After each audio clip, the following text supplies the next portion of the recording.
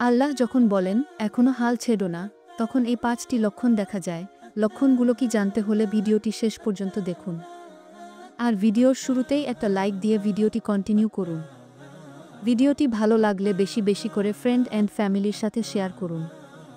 এবং আমার চ্যানেলে নতুন দর্শক হয়ে থাকলে প্লিজ চ্যানেলটিকে সাবস্ক্রাইব করে পাশে থাকুন এ ধরনের আরও নতুন নতুন ভিডিও পাওয়ার জন্য। চলুন শুরু করি আজকের ভিডিও। ভূমিকা: মানুষের জীবনে কষ্ট, দুঃখ, পরীক্ষা, হতাশা এবং ব্যর্থতা আসবেই।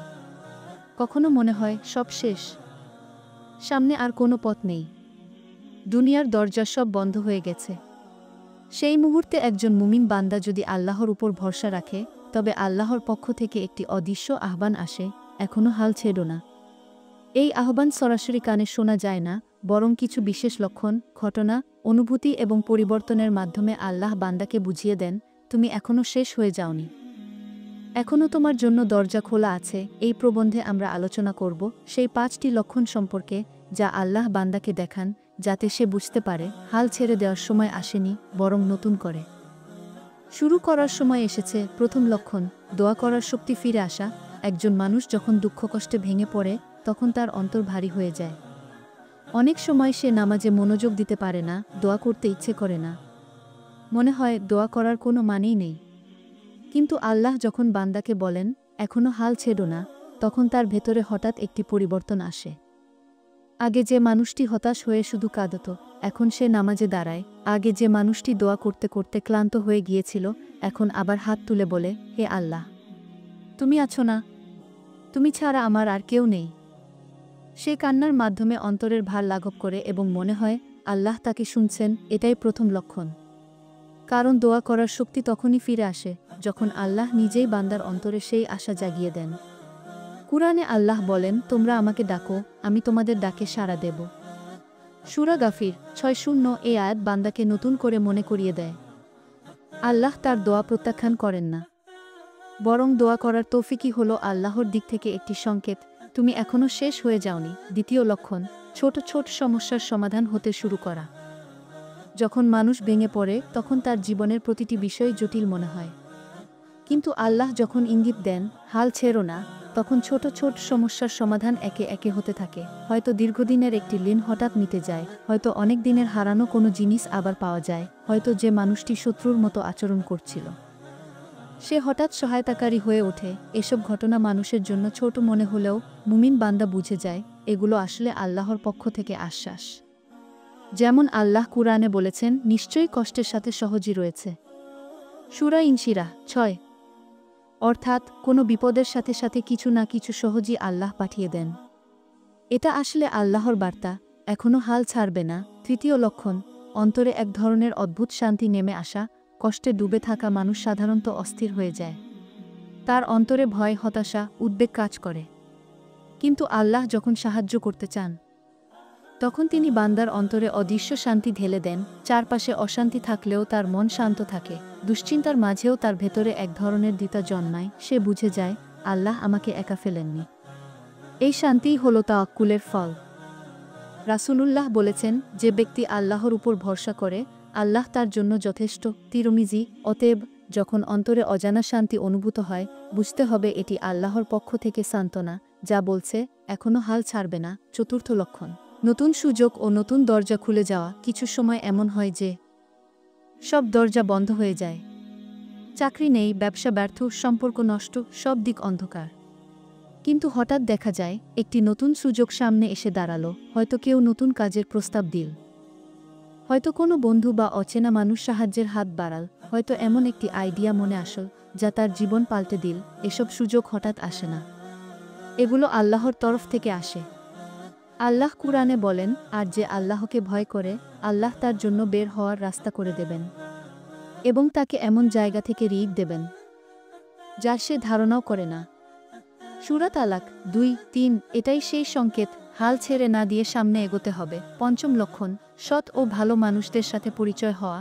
মানুষ যখন ভেঙে পড়ে, তখন একা হয়ে যায়, তার পাশে কেউ থাকে না।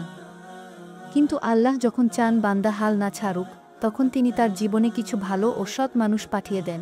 হয়তো একজন আলেম তাকে কুরআনের আয়াত শোনালেন, হয়তো কোনো বন্ধু তাকে অনুপ্রাণিত করল, হয়তো অচেনা কারো একটি বাক্য তার ভেতর আলো জ্বালাল। এটাই আসল সৌভাগ্য। কারণ আল্লাহ বলেন, সৎ লোকদের সাথে থেকো। সূরা তাওবা ১:১-৯। যখন একজন হতাশ মানুষ হঠাৎ এমন সঙ্গ পায়, তখন এটি আল্লাহর তরফ থেকে স্পষ্ট সংকেত, তুমি এখনও শেষ হয়ে যাওনি, বরং নতুন সূচনার পথে আছো।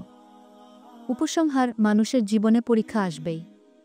কখনো মনে হবে সব শেষ, কিন্তু একজন মুমিনের উচিত সেই সময় হাল না ছাড়া, বরং আল্লাহর উপর ভরসা রাখা। কারণ আল্লাহ কখনো বান্দাকে একা ফেলে দেন না। যখন আল্লাহ বলেন, এখনও হাল ছেড়ো না, তখন বান্দার জীবনে এই ৫টি লক্ষণ দেখা যায়। ১. দোয়া করার শক্তি ফিরে আসা। ২. ছোট ছোট সমস্যার সমাধান হতে শুরু করা। ৩. অন্তরে অদ্ভুত শান্তি নেমে আসা। ৪. নতুন সুযোগ ও দরজা খুলে যাওয়া। ৫. সৎ ও ভালো মানুষদের সাথে পরিচয় হওয়া। এসবই আল্লাহর পক্ষ থেকে সংকেত, যাতে বান্দা বুঝে নেয় সে একা নয়, তার রাব্ব তার সাথে আছেন। তাই হাল ছেড়ে দেওয়ার কোনো সুযোগ নেই, বরং সামনে এগিয়ে যাওয়ার পথ খোলা আছে। অতিরিক্ত আলোচনা: হাল না ছাড়ার রহস্য। মানুষ যখন একবার হতাশ হয়ে পড়ে, তখন শয়তান তার কানে কানে বলে, তুমি ব্যর্থ, তুমি কিছুই পারবে না, তোমার জীবন শেষ। কিন্তু মুমিন বান্দার জন্য আল্লাহর পক্ষ থেকে একটি সান্ত্বনা থাকে। সেই সান্ত্বনাই হল হাল না ছাড়ার শক্তি। ১. শয়তানের ফাঁদ বনাম আল্লাহর আশা। শয়তান সর্বদা মানুষকে ধ্বংসের দিকে ঠেলে দিতে চায়। সে চায় বান্দা হাল ছেড়ে দিক, নামাজ ছেড়ে দিক, দোয়া ছেড়ে দিক, কুরআন পড়া বন্ধ করে দিক। আর আল্লাহ বিপরীতে বান্দাকে প্রতিদিন নতুন করে আশা দেন। তাই হঠাৎ যদি দেখেন অন্ধকারের মাঝেও আপনার মনে আশার আলো জ্বলছে, তাহলেই বুঝে নিন এটি আল্লাহর পক্ষ থেকে আসা একটি সংকেত। ২. দেরি মানেই প্রত্যাখ্যান নয়। আমরা অনেক সময় ভেবে নেই আল্লাহ দোয়া কবুল করছেন না, কিন্তু আসলে দেরি হচ্ছে কারণ আল্লাহ জানেন কখন কিভাবে আমাদের দোয়া কবুল করা শ্রেয়। যেমন একটি বীজ মাটিতে পড়ার পর সঙ্গে সঙ্গে গাছ হয় না, বরং সময় লাগে, পানি লাগে, সূর্যের আলো লাগে। তেমনি আল্লাহও আমাদের দোয়া সময় নিয়ে কবুল করেন। তাই দেরি হলে হাল ছেড়ে না দিয়ে ধৈর্য ধরতে হবে। ৩. প্রতিটি কষ্ট আসলে ইশারা। কুরআনে আল্লাহ বলেছেন, আমি অবশ্যই তোমাদেরকে পরীক্ষা করব কিছু ভয়, ক্ষুধা, সম্পদের ক্ষতি, জীবন ও ফলফসলের ক্ষতি দ্বারা, আর ধৈর্যশীলদের সুসংবাদ দাও। সূরা বাকারা ১:৫-৫। অর্থাৎ প্রতিটি দুঃখকষ্ট আসলে আমাদের ধৈর্য শেখানোর মাধ্যম। যখন কেউ কষ্টকে ধ্বংস ভাববে, তখন সে হাল ছেড়ে দেবে। আর যখন কেউ কষ্টকে আল্লাহর পরীক্ষা ভাববে, তখন সে বুঝে যাবে এখনও শেষ হয়নি। ৪. মহান মানুষের জীবন থেকে শিক্ষা: নবী মুসা ফেরাউনের সামনে দাঁড়িয়েও হাল ছাড়েননি। ইউসুফ কারাগারে থেকেও আশাহীন হননি। আমাদের নবী মুহাম্মদ উহুদের যুদ্ধে আহত হয়েও সাহস হারাননি। তারা সকলেই আল্লাহর উপর ভরসা রেখেছিলেন। আজ আমাদেরও তাই করতে হবে। শেষ কথা: যখনই মনে হবে সব শেষ, তখন নিজেকে প্রশ্ন করুন, আল্লাহ কি চান আমি হাল ছেড়ে দিই? উত্তর আসবে না। কারণ আল্লাহ সর্বদা বান্দাকে বলেন, হাল ছাড়বে না, আমি আছি তোমার সাথে। অতএব যদি এই ৫টি লক্ষণ আপনার জীবনে দেখা দেয়, তবে বুঝবেন এটি আল্লাহর পক্ষ থেকে আহ্বান নতুন করে শুরু করার জন্য। এই ছিল আজকের ভিডিও। আশা করছি ভিডিওটি আপনাদের কাছে ভালো লেগেছে। ভিডিওটা ভালো লাগলে প্লিজ একটা লাইক করবেন এবং চ্যানেলটাকে সাবস্ক্রাইব করবেন আরও নতুন নতুন ভিডিও পাওয়ার জন্য। সবার সুস্বাস্থ্য কামনা করে আজকের মতো বিদায় নিচ্ছি। আল্লাহ হাফেজ। আসসালামু আলাইকুম।